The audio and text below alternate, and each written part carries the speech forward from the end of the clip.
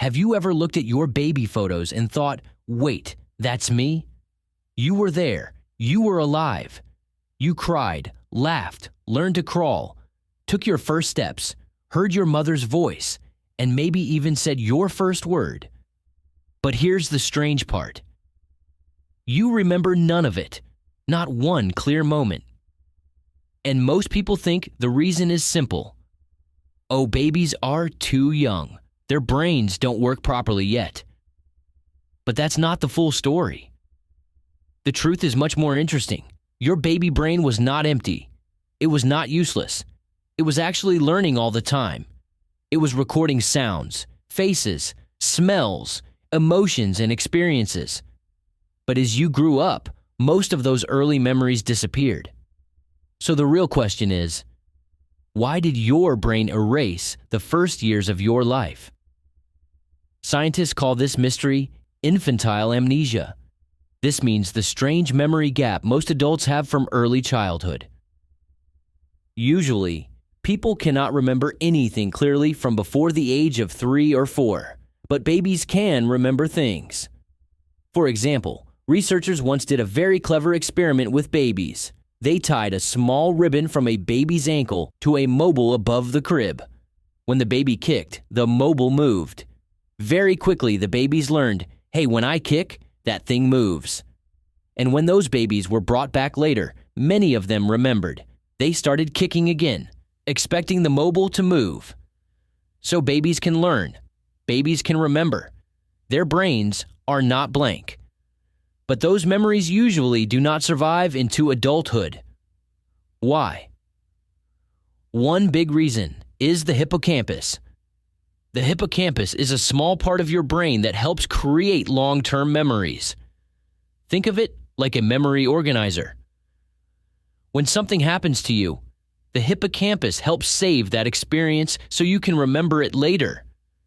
But when you were a baby, this memory system was still under construction. Your brain was growing fast. The connections between different brain areas were still being built. Important parts of the hippocampus were not fully developed yet. So your baby brain could remember things for a short time, but it was not very good at saving those memories permanently. But that is only one part of the story. The second reason is even more surprising. When you were very young, your brain was creating new brain cells at a very high speed. This process is called neurogenesis. And neurogenesis is extremely important. It helps build your brain. It helps you learn. It helps you develop into the person you are today. But there is a cost. As new brain cells are added, they can disturb old memory connections. Imagine building a house while constantly changing the walls, rooms, and wiring. If you had stored something in one room, but later that room was rebuilt, moved, or removed, you might not be able to find that thing anymore. That is similar to what may happen in a baby's brain. Your brain was growing so quickly that some early memory connections were disrupted. So your memories were not lost because nothing happened. They were lost partly because your brain was busy building itself. Your brain was becoming stronger, smarter, and more connected. But in the process, many early memories faded away. Now, there is another important piece. To remember your life like a story, you need something very special. You need a sense of self. You need to understand. This happened to me. But babies do not have that clear sense of self at first. A very famous test shows this. A small mark is placed on a baby's face, usually on the nose. Then, the baby is placed in front of a mirror. Very young babies often think the reflection is another child.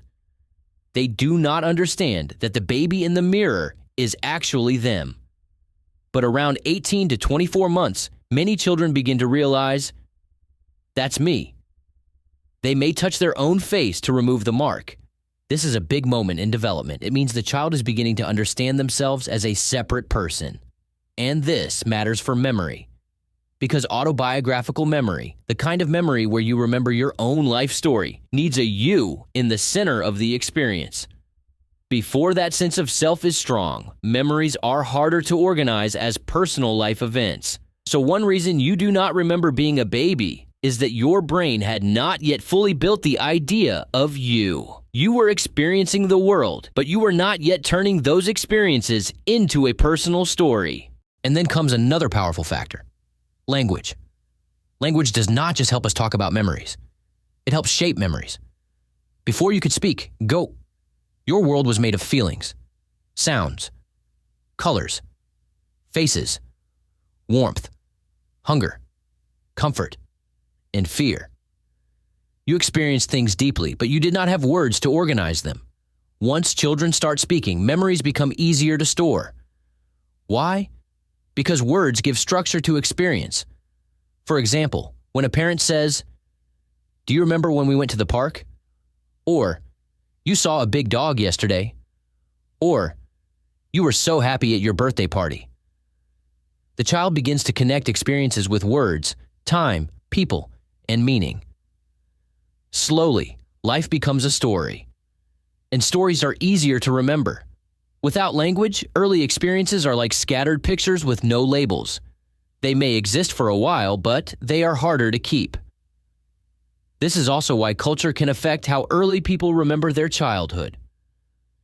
In some families and cultures, parents talk a lot with children about past events. They ask questions, tell stories, and help children build personal memories. In other cultures, early conversations may focus less on personal storytelling. Because of this, the average age of first memories can vary from culture to culture. So your earliest memory is not only shaped by your brain, it is also shaped by your family, your language, and the way people around you helped you understand your life. So let's put it all together. You do not remember your first years because several things were happening at the same time. Your memory system was still developing. Your brain was growing so quickly that old memory connections were disrupted. Your sense of self was not fully formed, and you did not yet have language to organize your experiences into clear stories.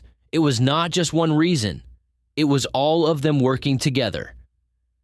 And that makes the truth both strange and beautiful. Your brain did not forget your baby years because they were meaningless. Actually, those years were extremely important. They shaped how you felt safe, how you learned trust, how you recognized voices, how you understood faces, how you began to move, speak, and connect with the world. You may not remember those moments clearly, but they helped build you. Your first years are not stored in your mind like a movie. They are stored in who you became, the way you smile, the way you react to love, the way you feel comfort, the way you connect with people. Those early years are still part of you, even if you cannot replay them. So the next time you see an old baby photo of yourself, remember this. That little baby may feel like a stranger, but that baby was the beginning of you. And even though the memories are gone, the impact remains, because your brain was doing something more important than saving memories. It was building a person. It was building you. If you found this interesting, don't forget to like the video and subscribe for more simple explanations of the strange and amazing things happening inside the human brain. And tell me in the comments, what is your earliest memory?